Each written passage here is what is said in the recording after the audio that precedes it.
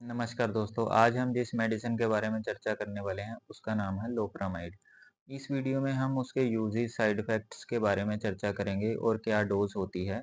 और हम ये भी इस वीडियो में चर्चा करेंगे कि इससे बेहतर विकल्प हमारे पास क्या हैं और क्यों हमें दूसरे विकल्प तलाशने पड़ रहे हैं इस मेडिसिन के होने के बावजूद भी। तो दोस्तों, सबसे पहले इसका यूज़ जैसे कि आपको पता है, ये लूज़ मोशन रोकने के काम आती है। और ये करती क्या है बॉडी में, हमारी बॉडी में जो इंटेस्टाइन होता है, पेट के नीचे एक छोटी आंत और बड़ी आंत जिसको हम कहते हैं, वो नेचुरल मूवमेंट करके जो मल बनता है उसको मल द्वार तक पहुंचाती है। नेचुरल मूवमेंट होती है, नीचे की तरफ को खाना सरकता है। लेकिन लोप्रामाइड क्या करती है, उस मूवमेंट को रोक देती है, जिसकी वजह से अगर किसी को लूज मोशन लगे हैं तो वो एकदम से रुक जाती है, तो जिससे कि व्यक्ति को रिलीफ मिलता है।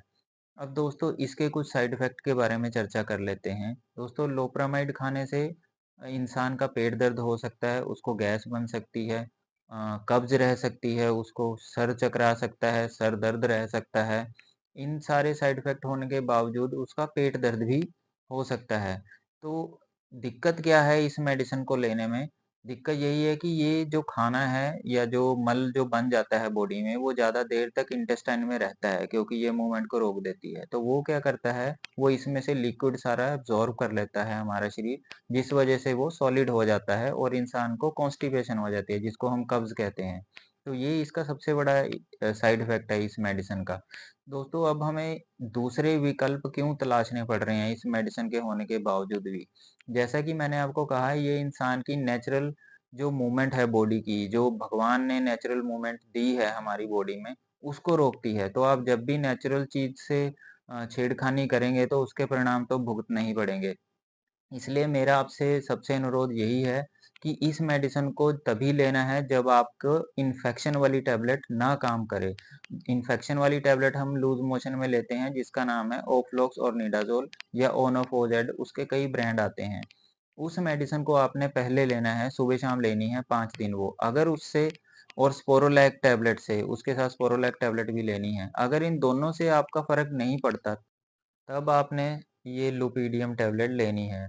क्योंकि दोस्तों, ये जो है टैबलेट हमारे बॉडी की जो नेचुरल इंटेस्टाइन की जो नेचुरल मूवमेंट होती है, उसको रोकती है। तो हमारा तो यही कहना है कि आप पहले इन्फेक्शन की टैबलेट लें। अगर उससे नहीं फर्क पड़ रहा है, तो आप लोप्रामाइड की तरफ जाना चाहिए। चाहे भले ही ये सस्ती टैबलेट है, पर ये हमारे नेचुरल सिस्टम से छेड़खानी करती है, इसलिए हम इसको थोड़ा अवॉइड करने के लिए कह रहे हैं। आइए अब इसकी डोज़ के बारे में बात कर लेते हैं। तो ये 2 mg की डोज़ में आती है। आपने इसको सुबह-शाम लेना है। जब भी आपको ज़रूरत पड़े, आप 3 दिन या 5 दिन इसको ले सकते हैं। लेकिन जब भी आपको कॉन्स्टिपेशन, सर चकराना या ऐसे साइड इफ़ेक्ट दिखें, तो तुरंत इस दवाई को बंद कर दें। दोस्तों, अगर आपके इस दवाई से या किसी और दवाई के बारे में कोई भी सवाल पूछने हैं, तो आप मुझे कमेंट कर सकते हैं। आज के लिए इतना ही। धन्यवाद।